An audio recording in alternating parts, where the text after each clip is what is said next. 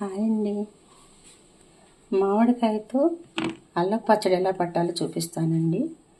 ఈ మామిడికాయని మనం పైనంతా చెక్కు తీసేసి పీల్ చేసుకోవాలి. ఇలా తురుము తీసుకోవాలండి. ఈ తురుము అల్లం కూడా శుభ్రంగా కడిగి చెక్కు తీసిన తర్వాత ఇలా తురుము తీసుకోవాలండి. 1 కప్పు మామిడి తురుముకి 1/2 కప్పు అల్లం తురుము, 3/4 కప్పు బెల్లం పడుతుందండి. 1/4 కప్పు కారము, 1/4 కప్పు ఉప్పు, 2 వెల్లుల్లిపాయ గబ్బాలు పడతాయండి, 1 స్పూన్ మెంతి పొడి పడుతుందండి. మొత్తం కలిపి మనం అన్నీ కూడా ఈ దీంట్లో వేసేసి మిక్సీ వేసుకోవాలండి.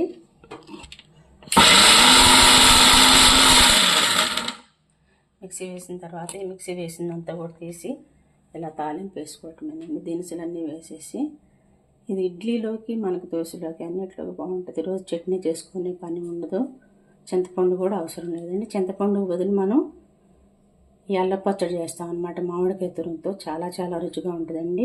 మనకు సంవత్సరం అంతా కూడా నిల్వ ఉంటుందండి.